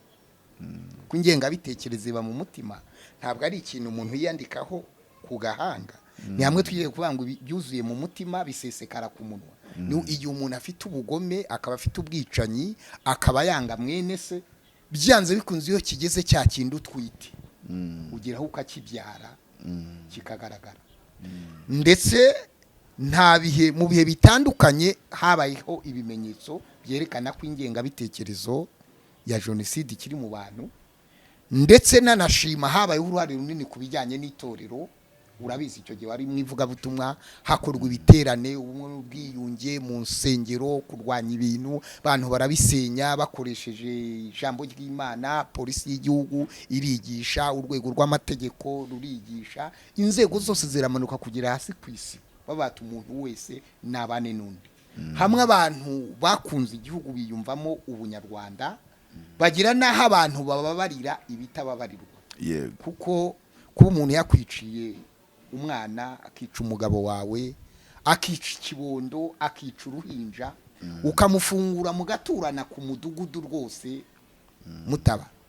Ibi mu mateka y'isi mu Rwanda bizajya byibukwa cyangwa se bizibukwe mu Rwanda, bizakomeza kubisomo nk'uko jenoside yakorewe Abatutsi izaguma kwibukwa. N'imbabazi bajye bongeraho n'imbabazi zabaye mu Rwanda no kutihorera. N'ubango abayahudi bishwe n'abadage ariko ntiba mu gihugu kimwe. Noneho bishwe n'abanazi, abanazi bo ntibanakibukwa, ntibakiba mu isi. Biratandukanye rero hano twebwe abantu barongera bakabana ku musozi umwe, bagaturana, bagasabirana. Nta n'ubwo wamaze gusaba imbabazi ngo niba murekora mu gati rero wiciye abantu gasarenda jya mu ruhengeri, jya gutura mu ruhengeri. Cyangwa nubona abantu ujye wiruka, nukuri uwenze urwagwa atumira bagenzi be, uwahingishije baramuhingira, uwapfuye baramushyira. Nawe babwiye ngo maze rero warokotse niba afite iduka ntukajye kurihahira mu gihahira mu y'abandi. No, nta duka ribaho mu Rwanda. Ni igikorwa gikomeye rwose, ni igikorwa gikomeye abanyarwanda bagezeho mu bumwe n'ubwiyunge rwose, barakoze mu nzego zose. Yego. Hanyuma ariko nubwo umubi biravangwa, ababi bazakomeza kuba babi. Yego. Ababi bazakomeza kuba babi. Kandi mu gihe Gahini yaragiye kwica Abeli, Imana yaramubwiye ngo icyaha kitugatugiye ku rugi rw'umutima wawe. Uwo ni wowe Gahini, wowe ugomba gutegeka uwo mwuka w'ubwicanyi ukwinjiyemo. Nyuma rero mu minsi itambutse aho nagushaga, hamaze iminsi havugwa cya gikorwa cy'ubunyamaswa cyo kuhohotera abarokotse jenoside. Twabonye umubyeyi yapfuye hariya muri Ngoma, twabonye abantu batandukanye mu turere dutandukanye, ukumva umuntu arapfuye, ukumva undi arapfuye, ukumva undi arapfuye, ukumva undi arapfuye, kandi bantu bakarira, umuntu urumva gusanga umuntu ari mu nzu ye ari we wenyine aho wamuhojeje ariko umuco cyangwa se za ndangagaciro tumaze igihe twiga aricyo zikubwira ukamubonerana ukamwica nawe ukamwambura ubuzima ukamukora igikorwa cy'ubunyamaswa kigeretse ku bundi bunyamaswa yakorewe. Nyuma rero ejo bundi nawe uricara urabitekereza wandika ibaruwa usaba wandikiye Minisiteri y'Ubutabera nandikiye inteko cyangwa se perezida w'inteko nshingamategeko umutwe w'abadepite hanyuma umenyesha minisiteri namenyesha Minisiteri y'Ubutabera minisiste menyesha naho tukuru cyangwa se urukiko rw'ikirenga usaba ko igihano saba yuko hasubizwa igihano cy'urupfu ariko ntigihabwa abo cyahabwaga ubwo cyari kiriho mu gihe cyatambutse n'ubundi bigakomeza gutwarwa nk'uko cyavanyweho ku byo cyatangirwaga mu gihe cyatambutse ariko kuko turi guhangana n'ikintu gishya uyu munsi kikajya gihabwa uwishe uwarokotse jenoside. Igihano cyo urumva wowe abantu ibaruwa yawe wanditse ntabwo ako kantu ntabwo bagasobanukirwa. We uhamya yuko igihano cy'urupfu gikwiriye kugaruka ariko ntikigaruke kuwisha undi mu kabari cyangwa kuwisha undi. Reka bisobanure muri ubu buryo ibisobanuro hari abantu batanakurikira uburyo cyavuyeho. Ntago u Rwanda twe twicaye ngo tugikureho ngo biratuneje tugikureho. Ku itariki 30 z'ukwa gatatu 2006 nibwo His Excellency Paul Kagame bamuhaye interview aramubaza ngo amahanga ari kubasaba gukura igihano cy'urupfu kugira ngo bemere yuko ubwo urukiko rwa Arusha rugiye gufunga imiryango abantu bakoze jenoside bataraburanishwa baza kuburanishirizwa mu Rwanda. Nimutagikuraho barajyanwa mu kindi gihugu ariho bazaburanishirizwa. His Excellency aravuga ngo nahitamo yuko dukura igihano cy'urupfu ariko abakoze jenoside bari muri urwo rukiko mpuzamahanga rwashyiriweho u Rwanda bakazanwa kuburanishirizwa mu Rwanda. Ubu nagira abantu bumve context cyakuweho. So nkavuga ngo iki rero nubundi kandi nkaho nabyita ko kitaba kigarutse nabyita ko ari igishya cyaba kije kuko nubundi sinavuga gute nubundi mu Rwanda tuzaniwe undi baherutse kwita Munyenyezi donc tuzaniwe umuntu wakoze jenoside uyu mwaka ari mu Faransa se ari muri Australia tukamuhabwa mu buryo bwa Interpol ntabwo yahabwa igihano cy'urupfu kuko yakoze jenoside 94 ariko noneho umuntu ufata uwarokotse jenoside akamwica uyu munsi. Nimba dushaka kubica burundu rimwe na rizima nge nabwiye abanyarwanda ndavuga ngo ese yaba inteko izabyige cyane abanyarwanda ubwabo batanga ibitekerezo bambwire ngo icyo gitekerezo watekereje wenda kirimo kugarura igihano ntidushaka ko kigaruka ariko ntacyo namwe ni mu bitekerezo bigusha ku buryo twabica bigacika kandi bya burundu. Nibajya kumuha igihano cya burundu ndahita nge nsa n'ujya mu bushakashatsi ibyaha bihabwa bitangwaho ibihano bya burundu ni byinshi. Ese igihano cya burundu bagihaye umwe wa kabiri arabireka. Urugero Kazungu bashaka baramuhaye burundu ahari wa musirikare warasha abantu bashaka bamuhaye burundu ahari bose babahaye burundu ariko se bivuze yuko ejo abakata imitwe y'abamotari bagiye gutwara moto batazongera bakabikora. Bivuze ngo bitweretse ko burundu idaca uwari uri guteganya gukora nk'icyo uhawe burundu yakoze ngo abihagarike areke kubikora. Kandi kubica barokotse jenoside turashaka niki twakora kuwabikoze kugira ngo undi wabiteganyaga inzoka icurame bya burundu kandi iteka ryose. Njya muri Bibiliya njya muri Yuda yaravuze ngo bamwe uzabakirishe ubugwaneza kuko yaravuze ngo hari abantu baseseye rwishwa batatu umudendezo wacu ngo abo baraturosera ngo ariko ngo bamwe uzabakirishe ubugwaneza ngo abandi uzabakirishe ubwoba nkubahubuje mu muriro. Saved with fear out of fire. Nuba ngo kiriya kintu nanditse muri iriya baruwa ni ikiri cyo kugira ngo tujongere n'ubwoba tubwinjize mu mitwe y'abantu bagifite ingengabitekerezo kugira ngo nubwo yaba afite urwo rwango ruhure n'ubwo bwoba ubwo bwoba buhite bunetraliza urwo rwango atari uko atara rufite urwango ahubwo kuko mu buryo buri scientifique bikubitanye n'ubwoba kubw'icyo azi neza yuko cyashyizweho kuri iyo case yihariye. Ndabisobanura muri ubu buryo. Ni ukuvuga ngo suko nanjye Mutabazi mbikunze, ariko Imana mu kuva 19 igice cya 19 n'igice cya 20 umuntu abisomye byose, Imana ije gutanga amategeko. Imana yafashe umusozi wa Sinayi irawucana wose ubumutuku, ngo wose ucumba umwotsi, ngo irangije ibwira Mose ngo zana abo bantu baze kunsanganira. Biyejeje iminsi 3 abantu bazi iyo story. Arangije ngo bahageze ngo inkuba zirakubita bitari birashwanyagurika, ngo imirabyo iba myinshi, irarabya barayireba, inkuba barazumva, imirabyo barayireba. Ibi byose bigira imbaraga ku bwonko, kuko nyina byize mu ishuri ko ibyo bintu bigira imbaraga ku bwonko bishobora guhindura muri wowe icyo wagakoze ntugikore. Noneho ngo bumva na rya hembe ngo isi iratigita cyane. Ibyo bintu ni ibintu umuriro, umusozi ucanwa n'umuriro, 2 inkuba, 3 imirabyo, 4 ihembe, 5 umutingito. Ibi bintu 5 Imana ashaka kugira ngo bizabafashe kuba kure y'Imana ishaka yuko batazigera begera. Ngo barangije ngo babwira Mose ngo bajya kure ngo badapfa, babwira Mose ngo ujye uvugana nayo uzutubwire ngo ntadushaka gupfa. Mose arababwira ngo Imana irambwiye ngo zamuka uwo musozi tuvugane, ntagire undi muntu uzamuka. Bagifite amarangamutima ku mwana wacyo, nyina, ise, umuvandimwe. Bivuze iki? Abo ntago bazabaraza, bisarwe ngo bazabaraza. Nyine bivuga ko umwana wa Mutabazi ni Mutabazi, umwana wa Reka tujye mu Bushinwa. Umwana wa Yongwe yuri ruswa babifata kugambana igihugu. Cyo ni kimwe. Ariko bakora ku buryo urubanza rutarenza amezi 3, babyita quick trial, urubanza rwihuse. Kiguhama kikaguhama, cyaba kitaguhama ubwo nyine ukatsinda. Ariko iyo kiguhamye ayo mezi 3 tugomba kurangira warashwe. Iyo ugiye kuraswa amasasagurwa n'umuryango wawe. Wow. Suko leta ibibuza amafaranga. Ni nko kuvuga ngo ugambana igihugu kandi tw'umuryango wawe nitwe turagukura muri mu baturage twagukuramo. Umuryango ni wo ukwiyegerezayo. 2 bakurasa uhari. Bityo rero ushobora no kuba bavuga uti ninyirya bakamfunga cyangwa bakandasa n'undi nzapfa.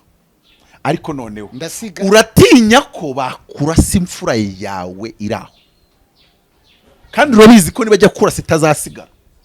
Ntago none uretse kubikora kuko utinya gupfa, utinya icyaha, uri gutinya yuko umwana wawe yazagira iyo shusho, umwana wawe yazabana kubona iyo shusho ya sari kuraswa amaraso amutarukira. Donc ugahita ubihagarika. Ibyo mu Rwanda ntabwo babikora. C'est scientifique. Uretse ko biri scientifique. None nkavuga ngo nibaza ko mu Rwanda icyo hari ikintu kimwe nzi neza ko mu Rwanda dukeneye twese n'abaturage n'abayobozi, yuko kwicwa ko warokotse bihagarara kabisa, babishyiremo stages.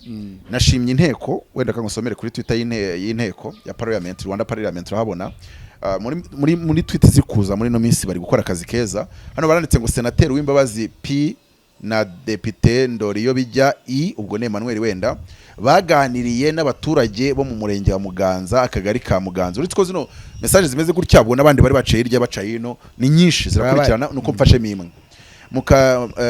Abaturage bo mu murenge wa Muganza, akagari ka Muganza, ati Nyaruguru district, ubwo ni muri district ya Nyaruguru, babasaba kurushaho akakantu niko nashakaga, kurushaho kubaka ubumwe bwabo, gutanga amakuru ku gihe, ahantu gukumira icyaha kitaraba, gutanga amakuru ku gihe, kuba ijisho rya bagenzi babo no kwamagana ugaragayeho ingengabitekerezo ya jenoside. Iyi ni etape nziza ya mbere nanjye iri mu byo nasabye ko byakorwa. Nge ndetse nanagiye muri kote iri scientifique, ndavuga ngo nta muntu wajya kwica warokotse adafite umuntu basangira nimba ajya mu kabari wabimwumvanye, yaba afite ikintu, adafite umuvandimwe we wakimwumvanye, adafite ntabwo wavuga ngo nta muntu wigeze kumva n'urwango kubarokotse. Ndakwemera rwose. Rero ndakwemera ubukangurambaga ba bantu babikumvanye bahite baza gutanga amakuru. Hari igihe umuntu yabikumvana ariko nawe afite akantu, niho bipfira. None namara gutanga amakuru nawe afite akantu, nicyo kibazo. Ariko none nimba ari ubikumvanye adafite akantu atanga amakuru. Namara gutanga amakuru, narasabye ngo tuzagure icyo twita detecteur de mensonge, ni imashini ipima ikinyoma. Bayikwambika hano mugatuza n'imigozi wambika hano, bagize bakacomeka kuri mashine. Iyo bakubaje ngo barabanza kubaza ikibazo uzi, witwa Mutabazi, ugasubiza yego cyangwa oya. noneho imashini igahita ipima iyo uvugisha ukuri kuko nimba nitwa Mutabazi ukambaza ko nitwa Mutabazi bambwiye ko ndasubiza yego ndasubiza igahita ibona iyo mvugisha ukuri umutima utera gute. Noneho bakanambwira ngo ufite imyaka 70 bakabwira ati ariko ugiye gusubiza yego nubwo uzi ko utayifite turagutegetse subiza yego. None urumva ni ikinyoma imashini igahita ipima iyo ubeshya umutima wawe utera gute. None bagahita kubaza ibibazo biri seriye wanga barokotse jenoside nubeshya irahita ikurega. None nkavuga ngo uwo muntu batangiye amakuru bamujyane muri detecteur de mensonge ba psychologue bapime niba babona urwanga afite ruri ku gipimo ya passar action yashyira mu bikorwa bamwizore bamuvane muri societe nka kwa kundi umuntu urwaye covid babigenzaga bajye kumwigisha bajye mufasha. None Mutabazi ubwo ni etape ya mbere ariko etape ni ukomera kitaraba nihagira urengeye etape sakabikora tukamufata uko iyo bibaye ibikomere by'abarokotse birongera bigasubira bubise. Niyo mpamvu abantu bambwira ati uwica abandi bantu bisanzwe wakica Mutabazi ntago byabyusa ibikomere by'abarokotse uretse n'abarokotse n'abatarokotse n'ibyabazamura ibikomere n'umuryango wanjye nuwango baba barako mfuye ariko kiriya cyo kirihariye abarokotse batatu barapfa abandi barokotse bya bikomere bikabyuka. Bya bikomere nibibyuka muri rwa rugendo rw'umwe n'ubwiyunge ntituravuga yuko rukiri kugenda ahubwo rwasubiye inyuma. Aha rero nkavuga ngo dushobora gufata uwo murongo wo gukirisha bamwe ubugwaneza abandi tukabakirisha ubwoba nk'ababuje mu muriro nk'uko Imana nayo yacanye umusozi wa Sinayi. Hari ikintu yashaka kugira ngo amagambo abiri dusoza Mutabazi kuri wowe nka Apotre Mutabazi urupfu rw'umunyabyaha imbere y'Imana niki? Kabiri urupfu rw'umukiranutsi nk'uwo w'inzira karengane imbere y'Imana niki? Uwuhe w'inzira karengane warokotse jenoside? Oya urupfu rw'umunyabyaha upfiriye mu byaha upfuye muri rusange n'urupfu rw'umukiranutsi bigaragara gute imbere y'Imana? Iyo umukiranutsi apfuye imbere y'Imana umuntu wubaha Uwiteka akicisha bugufi niyo umunyabyaha apfiriye mu byaha umuntu wubaha Uwiteka akicisha bugufi ingorane baratubwira ngo ni icyubahiro n'ubukire no kurama long life nubwo wenda yera ibyita ngo ubugingo ariko nukurama long life. Nuvuga ngo umukiranutsi akaba yarama ariko mubwiriza yaravuze ngo nabonye abantu bapfa bakinyutse kandi bakiranuka mbona n'abandi ari abanyabyaha. Ibyo nabyo ati ni nko kwiruka inyuma y'umuyaga n'ubusa cyangwa se biratangaje. Icyambere kuri icyo kintu nari nanditse bifite ko bikorwa aho bigikorwa nko muri Amerika iyo wishe umupolisi ari mu nshingano n'urwo gupfa nta bindi iyo wishe umusenateri umugavana nibyo. Ndavuga ngo ariko ntago ngo bisobanuye ngo agiye gupfira mu byaha kandi biba bikozwe kugira ngo abandi batinye hatagira ubikinisha biranduke muri societe nyine. Buri gihe ubufashije uri warokotse ariko bunafashije abangaba bafite mu mutima irwango kuko umushyire ikintu kituma adatera intambwe ngo abishyire mu bikorwa uramufashije kuko bizatuma agumana n'abana be. Simvuze wa wundi urashwe agomvuze wa wundi usigaye inyuma biramufasha niko gukirisha abantu ubwoba nk'ubahuje mu muriro Yuda yavuze. None bavuga ngo iyo bagiye kukunyonga babanza bakaguha ibiryo ukunda barakubwira turashaka iki urashaka iki cyo kurya niyo cyaba ari ikintu kitabo bajya kugishaka. Kabiri urashaka umupfumu urashaka umupasiteri urashaka umupadiri mu buryo bw'imyizerere na spirituality urashaka iki uwo babwiye bazana ubwo ababa bagaturika kasaba padiri kamuhisa karameno rya nyuma hakaba n'ababyanza akavuga ati ngewe ni ntubinzane we nyine akabyanga ariko baba bimuhaye nko kuvuga iki nko kuvuga ngo nta ugenda ngapfire mu byaha aricyo agenda yabonye umwanya wo kwiyeza no kwikiranwa n'Imana ndetse nta nubwo ibyo bisobanuye yuko ababikoze nta bukristo bafite ahubwo hari societe bagomba kurinda. Ni nkuko umubarira ababacumuye nkuko namwe mubabarirwa ariko umuntu iyo yibye yabaye kazunga akica abantu tumujyana amageragere si ukumwanga no kumugorora nko kuvuga ngo nanone dufite societe yo kurinda ntago twakureka ngo ukomeze muri uwo mujyo nibyo ngibyo ngo nuko dushaka kubara n'ubundi turagukunda n'ubundi ugiye hariya kugira ngo ugororwe uzagaruke n'ubundi washyirwaho impungure n'ibindi bitandukanye nukugira ngo uzagororoke ugaruke.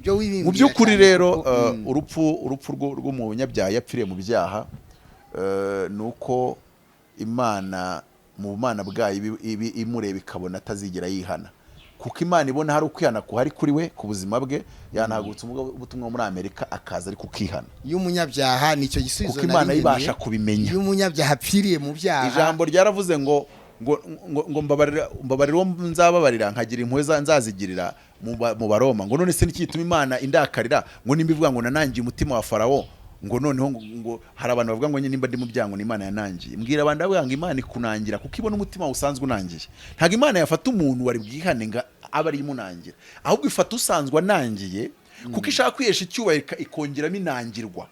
Ndari nabwiriwe bona ntago wagenda mu rwasanze nko kuvuga ngo umuntu upfire mu byaha Imana ibibona atazigera bisohokamo, irababara.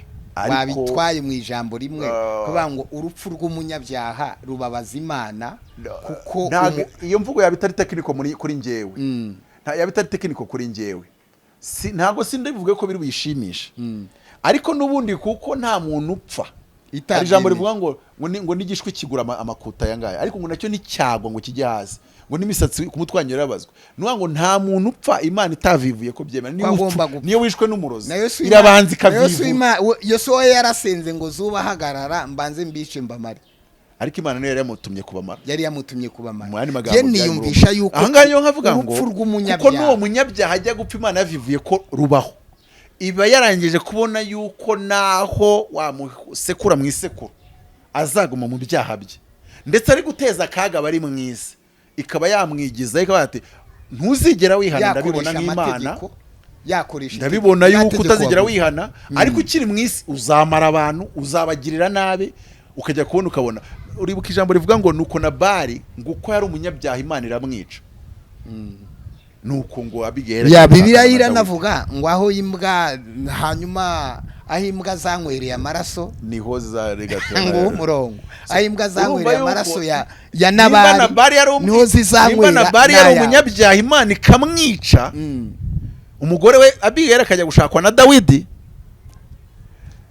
Niduhita tuvuga ngo Imana urupfu rw'umunyabyaha rurayibabaza, tugahita tushyira akadomo, Imana ishaka ko abanyabyaha bose bihana. Urakoze.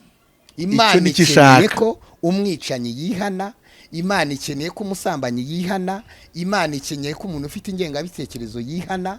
Ni nayo mpamvu leta ishobora depase nyinshi kugira ngo babafashe, kugira ngo kurekura igororero ribeho, bagabure, batanga amazi, batanga umuriro. Je nabaye mu igororero, Minisiteri y'Ubutabera, inzego za leta ziza kwigisha abantu. Ariko nanjye nakongera iki ngiki. Imana ishaka yuko abanyabyaha bihana, leta ishaka yuko abanyarwanda bafite ikibi muri bo bahinduka babumwe, ariko ari Imana ikeneye yuko gupfa ko barokotse guhagarara, na leta ikeneye ko guhagarara, na Mutabazi nkeneye ko guhagarara. Kandi ngewe uburyo bumwe nabonye byahagarikwa ni buriya, ufite ubundi azabuzane, ariko nawe yitegure ko nibushyirwa mu bikorwa ntibihagarare. Nzagaruka nk'amazi asebwa byahagaze. Icyo twadukeneye nuko bihagarara. Izindi teori n'ubwana bwiza bwari bwiza, ariko dukeneye ko bihagarara. Yaravuze ngo ibi bintu bigomba guhagarara. Nibidahagarara hari ubundi buryo bishobora guhagarara. Aho no comment, bigomba guhagarara. Nutakumva ko bihagarara, sindi mu ruhande rumwe nawe. Hanyuma urupfu rw'umukiranutsi rero, urupfu rw'umukiranutsi abataye, urupfu rw'umukiranutsi ni ibirori. Paulo yaravuze ngo kubaho kuri njye ni Kristo, gupfa byambera inyungu. Ngo dorere ngo none se ngo kugira ngo nkore umurimo nahamagariwe ngomba kuba ndiho, ngo nzakomeza gukora uwo murimo, nzakomeza kubaho no gukora uwo murimo. Urumva ko bya bintu ari bibiri. Iyo umukiranutsi apfuye mu ijuru ni ibiro, ngo marayika nawe aravuga ngo wahirwa abapapira mwami, ngo marayika asubiza ngo waruhuka imiriho n'imihati yabo. Muri ibyo bihugu bifite igihe imirimo izaba ibaherekeza. Imana iravuga ati wari warananiye, narakugoragoje, nakoze ibishoboka byose, ubutumwa warabwumvise, none ukuwe muri sosiyete. Nicyo twasobanuye. Noneho ako tukarenge Mutabazi, akandi kanyuma dusorizaho. Ese waba nk'umuntu wabaye mu ivugabutumwa muri 94 na 5 na 5 na 6 na 7 n'umunani, izi mpfu ziri kwiyongera mu gihugu, ntabwo harimo uburangare bw'itorero n'abanyamasengesho n'ivugabutumwa rishobora kuba ryaratandukiriye umurongo rikibagirwa inshingano zabo, abantu bakirara bakumva ko ingengabitekerezo yarandutse kandi kiri mu bantu, bwa butumwa bwunga abanyarwanda haba ari no muri za nzego, abantu kunegekura byumva bakajenjeka, ivuga butumwa rikajenjeka, abasenga bakajenjeka, abapasitoro bakajenjeka, abayobozi bakajenjeka, kandi bibwira yuko cya kindi kibi cyarandutse kikirimo ku ruhare rw'itorero.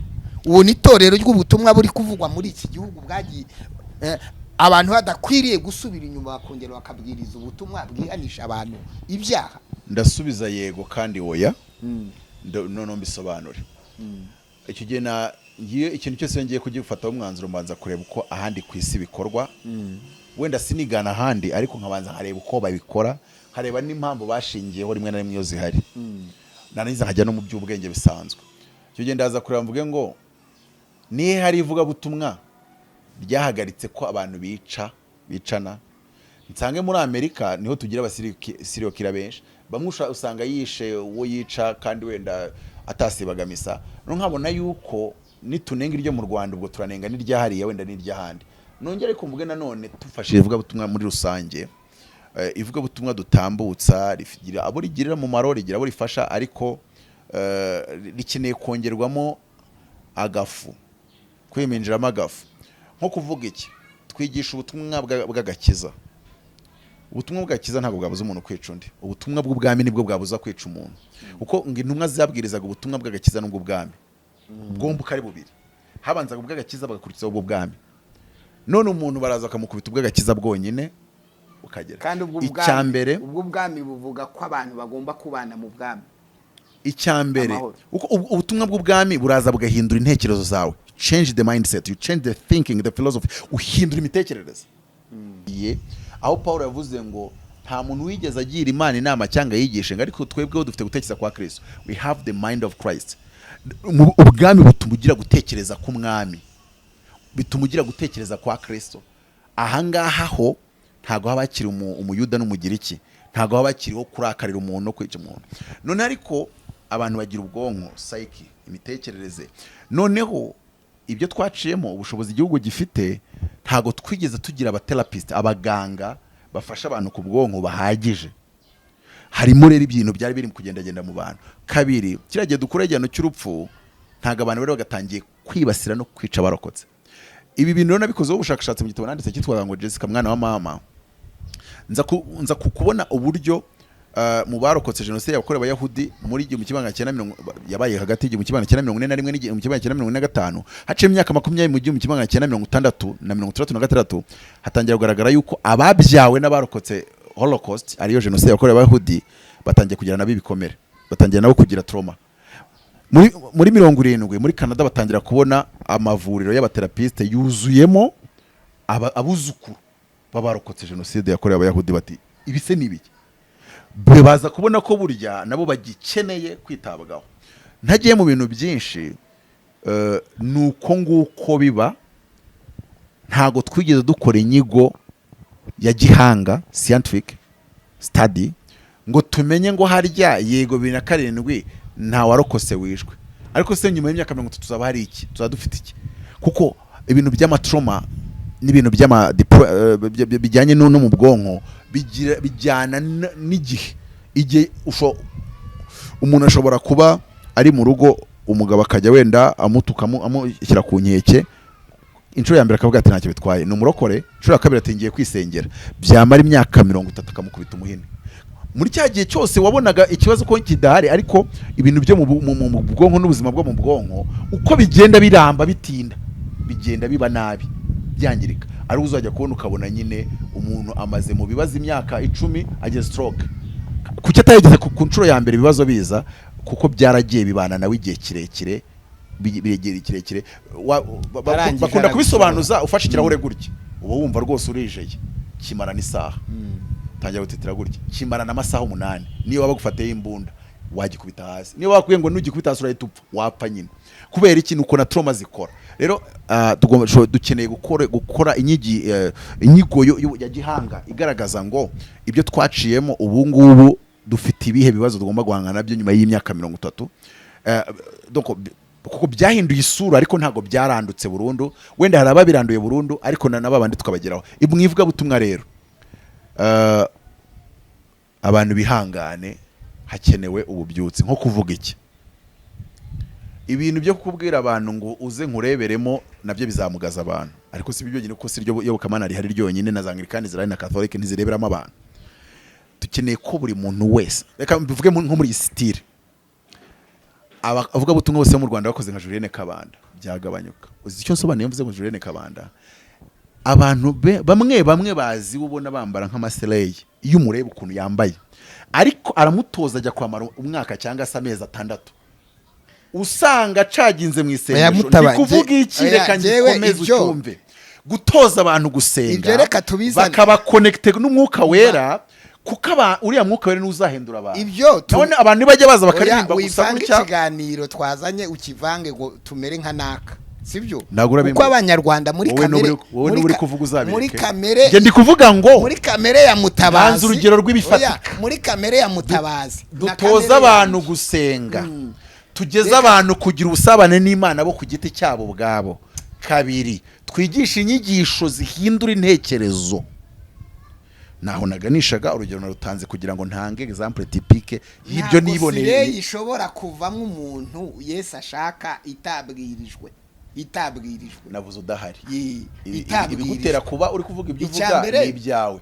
Nari mvuze ngo uburyo umuntu aza ubona bidasobanutse, nandi mu rusengero barangiza bakamutoza bakamucaginga mu gusenga, bikagera ku rwego nge ndivuga ibyo nabonye. Umunyamakuru hano nge ndivuga ibyo nabonye w'abandi ngo bari gusaba ngo bamuhe urusengero rw'umuriro wa Panto. Ninjye wabisabye, ninjye wazanye icyo gitekerezo. Oya, nge ndikubwira ibyo nabonye. Nagiye muri parikingi. Kuki wumva ko ari we baharuye? Nagiye muri parikingi. Kuki wumva ko bataruha wowe cyangwa agiye ukumva ko nyine ndigusobanurira. Nagiye muri parikingi, cyagiye bari hariya muri Bekare na iminsi 4. Ugasanga umuntu yambaye ijire nk'umuntu nyine wa protocol, ariko kubera ko abantu bamaze kwinjira yagiye apfukama ku kirabo kiraho, arimo yataka dayimoni nk'isaha yose apfukamye. Uyu muntu yatoje aba bantu kuzamuka mu kirere cyo gusabana n'Imana. Nahabwa umugisha mwiza. Wenda tutashyiraho ibyo navugaga, twese tujye muri uwo mujyi wo gutoza abantu gusabana n'Imana, tunakira abasa neza n'abasa nabi mu nzu y'Imana. Urusengero n'urw'ababi ntabwo ari urw'abiza. Urusengero n'urw'abana abarushye bananiwe, sibyo? Ntabwo ari urw'abishimye n'abantu bagomba gusirimba. Ariko nanone ariko nihabura ijambo rifatika akabura no gusenga. Ubwo ni ibintu bibiri ndi kuvuga. Utabwira umunyabyaha ibibi byiwe, azapfa azize ibyaha bye, nawe Imana izakubaza icyo wakoze. Utundi tubiri, gusenga dutoza abantu bagere ku kigero gishyitse cya Kristo, ubona inzoza zibone, uwumva ijwa ryumve, abantu borohe, noneho na rya jambo rize.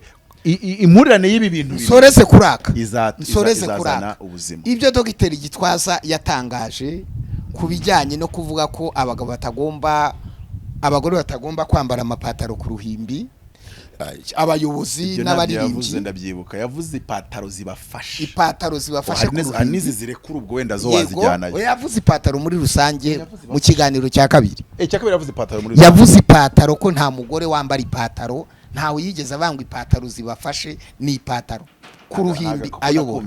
Hanyuma icya kabiri avuga ko abagabo batagomba gushyiraho derede ndetse no gupfumura amatwi. Wabyakiriye gute nk'inuma? Ubyemera ute? Dushigaje iminota 3 yonyine. Reka mvuge ngo itorero rigira doctrine na discipline. Ubwo yavugaga biriya ni discipline yo muri Zion, kandi yemerewe gushyiraho discipline muri Zion ko yarahamagawe. Ahubwo ako yavuze kagatusha muri doctrine, nawe yavuze ngo Rastafarianism ni y'abasataniste, ni ya shitani, ari nabyo byarakaje abo bantu. Uko dread ubwabyo kuvuga ngo ntazijyana kurimbi ni ikintu kimwe, ni nkuko abacuruza amajipo batagiye kubirakariramo, ariko wenda nkiyavuga ngo abantu bambara amajipo magufi n'ayo mapantaro ngo biri sataniste cyase ni bya shitani, ibyo byari kubikindi. So kuri ibyo byose rero nge navuga ngo buri dini igira imigenzo yabo cyangwa se imico yaho cyangwa se discipline yaho. Kuba yarashyize iriya discipline buriya yabonye hari uburyo bibangamye bijyanye n'imyizerere y'abandi bantu, kubera yuko bitari byiza yuko hagira umuntu ugusha mugenzi we. Ariko nge ku bwanjye dukeneye amatorero atemera amajipo magufiya, yaba mu rusengero no ku ruhimbi, hakaba n'amatorero abemera, hakaba n'abatemera dreads, hakaba n'abazemera, kuko nzifite n'inshuti zanjye z'abahanuzi bagira dreads kandi bahanura ibintu birimo neza. Donc habeho iyo diversity, habeho uko kudasa, ariko twese duhurize ku mugozi umwe uvuga ngo urajyana abantu turwanye ikibi, duhurize ku kibi. Hano mu Rwanda rw'Abikorino igice cya 10:23 nsoma nirukanka, mudendezo n'urukundo bya Gikristo.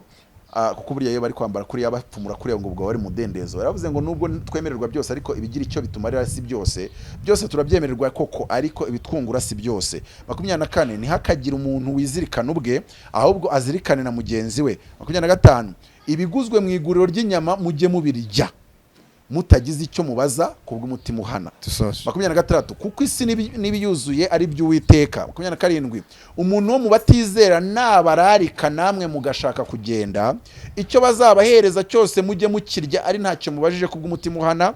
28 ariko nihagira umuntu babwira ati icyo cyaterekerejwe abazimu n'abadayimoni, ntimukakirye kubw'uwo bivuze kubw'umutima uhana. 29 icyakora umutima mvuze si uwawe ahubwo nuwo wa wundi, niki cyatuma umudendezo mfite uhinyurwa n'umutima uhana wundi muntu. Bini yaho ngaho ni nkako navuga ngo Paulo yarababwiraga ati ngiye nyama ziterekerejwe nazirya kuko mfite kwizera ko umuntu mukuru, ariko nanone mbikoreye mu maso y'umuntu byamugusha. Ntukazirye, ntukambara ibigusha abandi n'ibindi, ntugasokoza ibigusha abandi, ntukavuga ibigusha abandi, ntukanigisha. Twazi ibyo yavuze, yanababwiye ko biriya bintu bigusha abazayoni.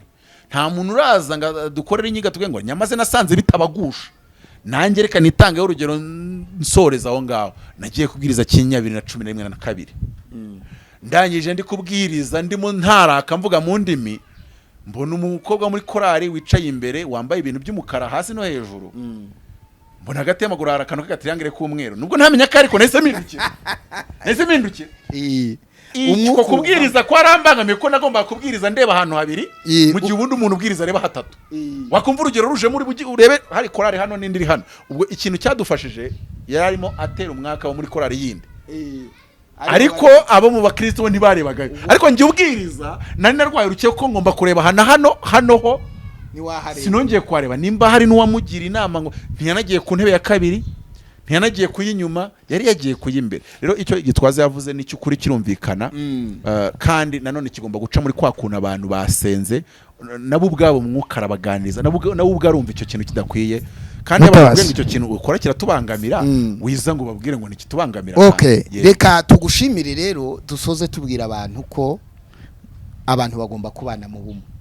Abantu bagomba kubana mu mwe no mu rukundo no mu buvandimwe. Mu gihugu kimwe, tuvuga ururimi rumwe, dusenga Imana imwe, dufite imyizerere imwe, dufite ubuyobozi bwiza bwegereye abaturage twitoreye. Reka tunabwira umuntu tuvuga ngo nimba wanga umuntu, reka birangire kuri uwo rwango narugumane.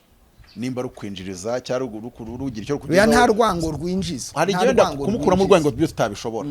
Ariko banzu nabare ko nawe hari abantu bakwanga ko bo bataje gukwica. Umva icyo ndi kuvuga, sinzi akantu ngiye kuvuga ntabwo uri kumva neza. Ndafashijwe weho wenda uramwanga, ariko se wabihagarikiyeho ntujye kumwica. Abanyanga ntibanye, none ko wowe hari abakwanga batakwishe, uriya wanga we kuki wumva wanatera intambwe ijya kumwica? Gasubiremo Mutabazi, wowe uvuga ngo wakica umuntu kuko umwanga. Wenda tuvuge ko umwanga, wenda tuvuge ko unafite impamvu, uretse ko kwanga warokotse zizi nimba kuba yararokotse cyo nta mpamvu inahari. Ariko tuvuge ko ubusazi n'ubugome bukurimo bukwemeje ko ari impamvu, uramwanga pe.